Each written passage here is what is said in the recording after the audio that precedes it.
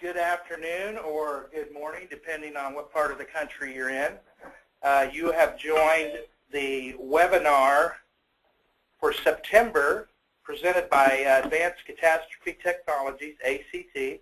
I'll be your host and presenter today. My name is Jeff Chester, and I'm one of the founders of ACT, and one of my certifications is in mold remediation.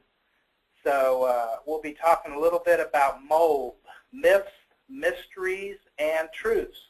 If you have any questions, you can type those into your chat bar, and we'll answer those at the end. All right, let's get started. As I mentioned earlier, ACT is our sponsor. We're going to try to do a monthly webinar, and in the series we're going to touch on different topics that affect you, everything from disaster planning to the different aspects of restoration. The things that we're going to cover today on our mold webinar is: what is mold? How does mold get into a building? What do you do when you find mold? And some of the myths about black toxic mold, and then we'll end up with some basic facts about mold. So what is mold? Well, the term mold,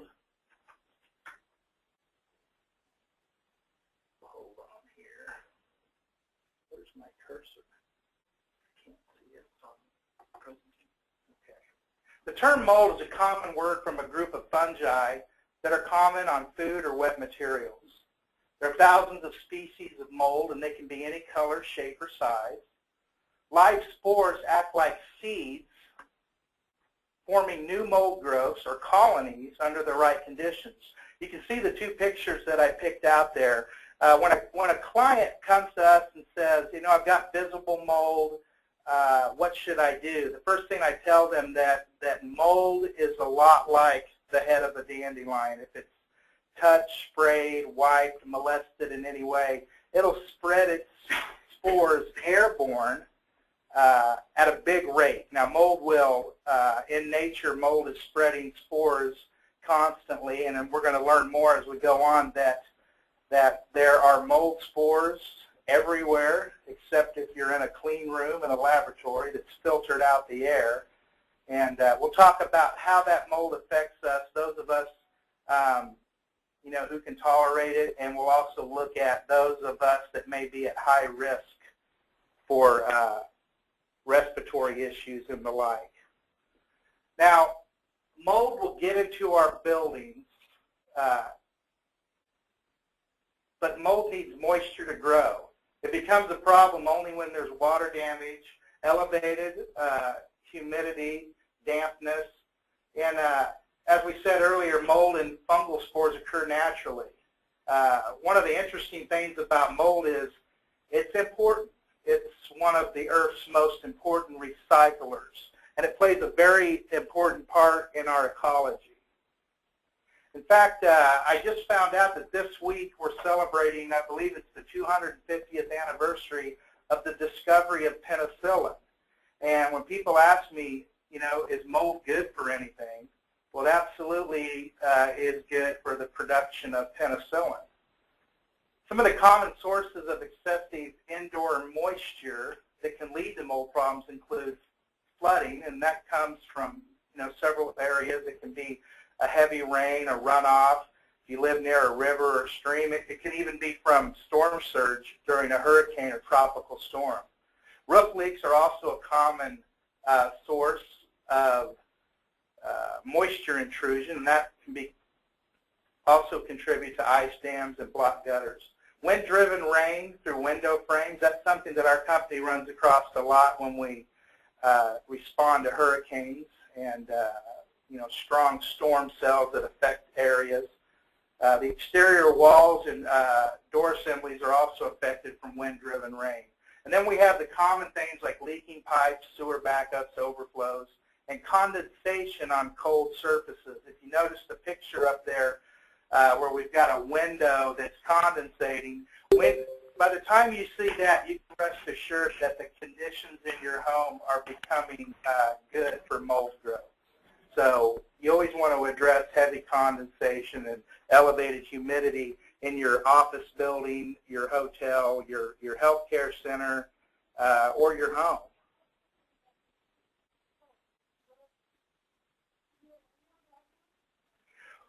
What should you do when you find mold? Well, there's several key factors. You can see some pictures there that I picked out. We're going to talk a little bit about the toxic effect of certain molds. I want to draw your attention to the middle picture. An interesting thing is you see the mold spots, and instead of seeing just a sheet of black mold or green mold, what you see there is spaces in between these different colonies of mold. And the reason for that is these are different species of mold that have all began to colonize in this environment. And the areas in between is where they're putting off their mycotoxins.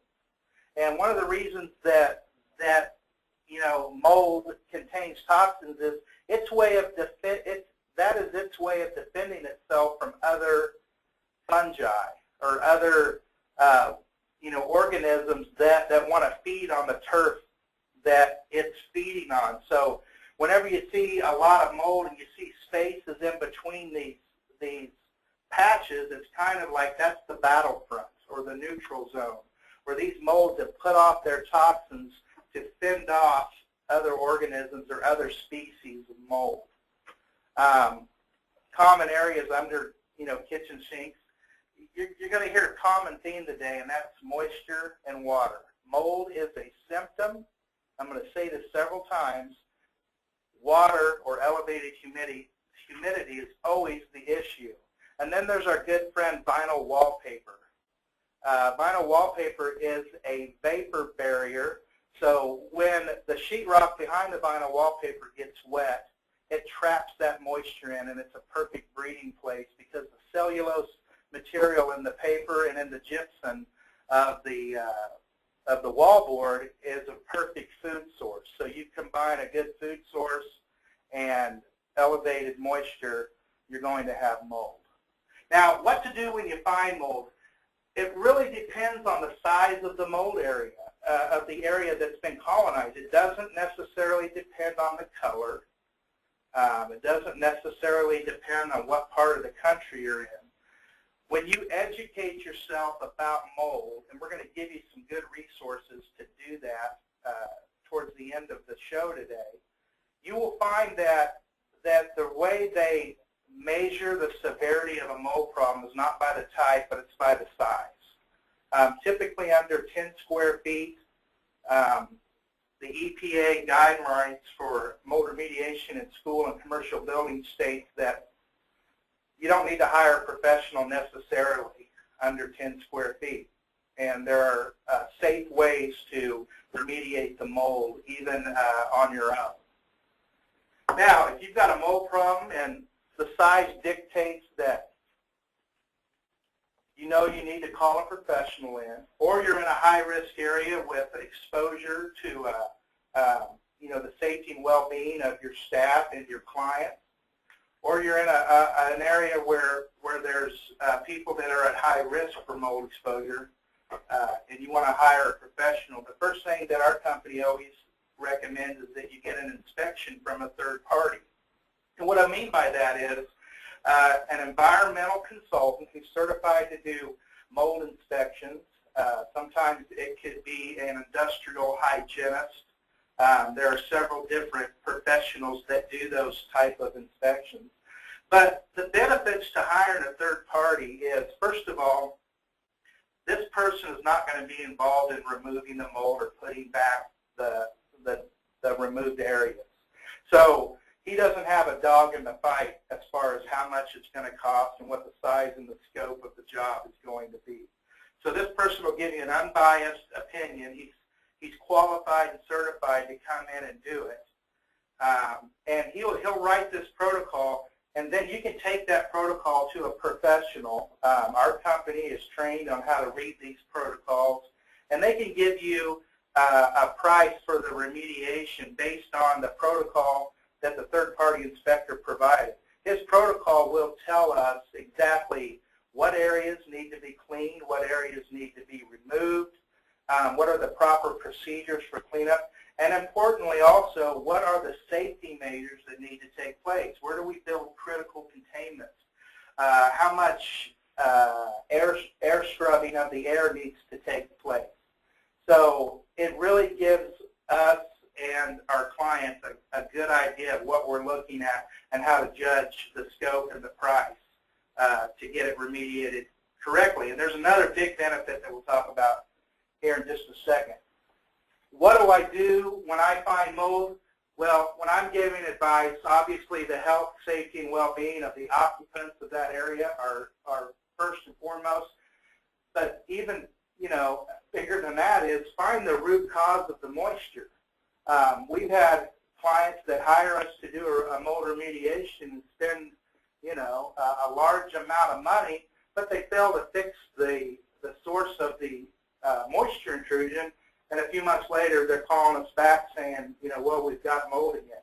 Or another common thing I get is from a client is, okay, when you guys are done, can you guarantee that we won't have mold again? And what I tell them is, I guarantee if you keep it dry, you won't have mold again. But I also guarantee that if you don't keep it dry, you will have mold again. So, as I stated earlier, mold is a symptom. Moisture, water, and high humidity are always the issue. So get to the root of the problem and get that fixed. Now, you've gotten your protocol, you've hired your professional, they've done their work. The thing that you do next is take that environmental professional that wrote the protocol, bring him back and have him do a clearance test. Now, what that'll do is, again, he'll be a third-party inspector. He'll come in and do tests, do air samples, do a visual inspection, and he will write a clearance test that gives you documentation that says this building is safe for occupancy. And that, A, gives you peace of mind to bring yourself, your staff, your clients back into that building. But also it gives you legal protection. If something down the road, maybe you want to sell the property, or maybe somebody complains about, they knew there was mold at one time and they feel that they've been affected by it and they're continuing to be affected by it.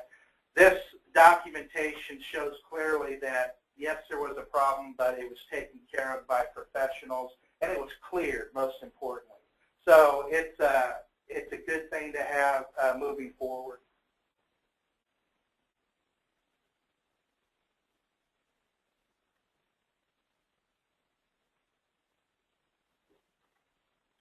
Okay, there's been a lot of talk in the last 10 to 20 years about black toxic mold.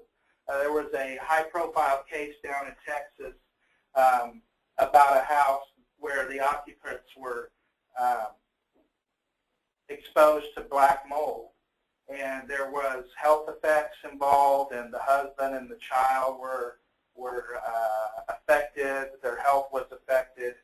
And this case led to a court battle with a major insurance company, and the fallout from that court battle has been a lot of people getting their mold coverage canceled, and a lot of insurance companies saying, we're simply not going to cover mold in the future. There were companies that moved out of areas where this high-profile activity took place. So what is the truth about black toxic mold? Well, we said earlier that, it's kind of a misnomer about black mold being any worse than green mold or yellow mold. Mold comes in different shapes and different sizes. And one myth is that if it's black, it must be toxic. And the truth is there are black molds that are non-toxic. Another myth is that if it's not black, it must be safe. Well, we know better than that, that green molds produce the same type of mycotoxins at times, certain species, as black mold. The main species of mold that gets a lot of publicity is Stachybotrys. And Stachybotrys is a thick, gooey, black mold. And with high exposure, it can be dangerous to people. But usually those cases are in agricultural settings or in people that are not wearing the proper respiratory protection and skin protection during a remediation project. A professional restoration contractor, one of his first and foremost obligations is to protect his workers when they go in and do a mold remediation. They're provided respiratory protection, and they're provided usually a Tyvek suit that covers the body, and gloves and eye protection.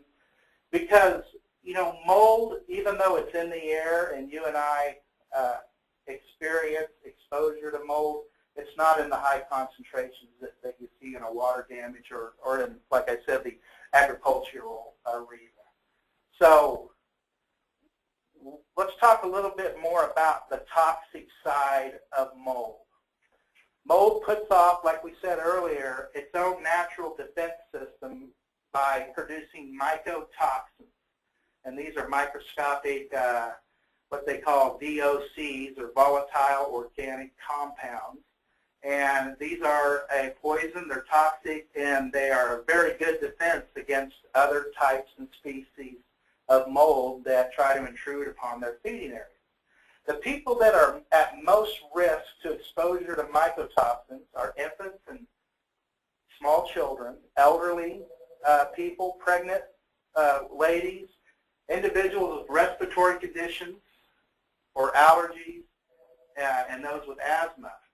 And what do all these people have in common? Well, for the infants and children, it's an underdeveloped immune system. For elderly and pregnant, it's a weakened immune system. So it's your immune system that is most at risk when you have exposure to mycotoxins, which come from some molds. So, you know, when people say, I need to know whether this mold in my house is toxic or not, well, what I tell them is, we're going to treat it the same way whether we get it tested and it puts off toxins or not. The only good mold is penicillin. And we know that that's being celebrated this week on its anniversary, and it has saved countless lives. But what we recommend to people is, regardless of the species, the type, the color, let's get rid of it. Let's remove it.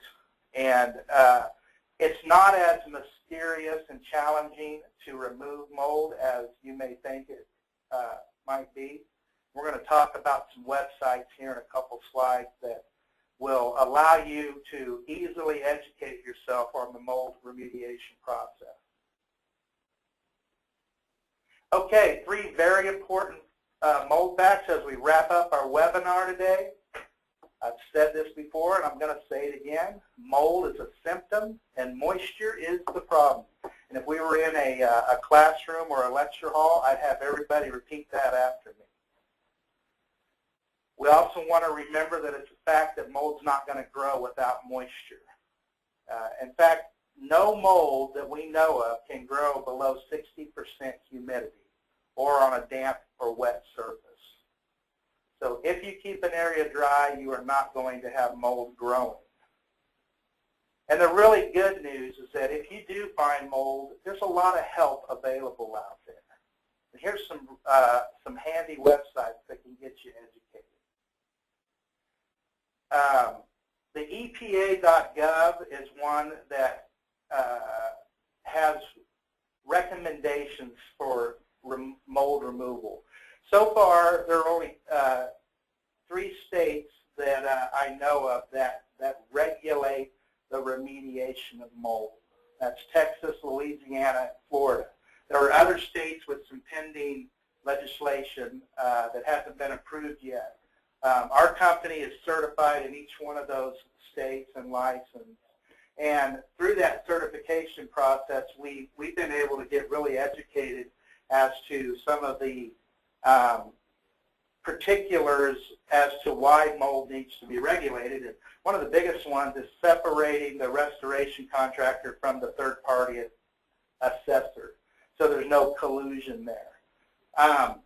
So the EPA.gov is a great site. Your state and local Department of Health's website may have some good information. I know the states I mentioned earlier have a lot of information. And the EPA and FEMA also have flood cleanup guidelines, and those will tell you about everything you need to know making the right decision when you have mold. So, do we have any questions in the queue?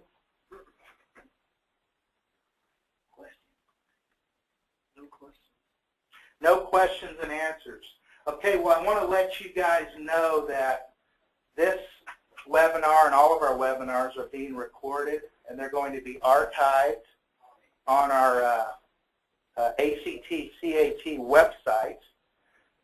And for more information, just go to that website. There's I think the webinar archiving is ongoing, and this one should be up within the next week or two. If you have any questions specifically, I'm available. You can reach me at my email address, jchester@actcat.com, or give me a call on my direct line there, 316-613-3902.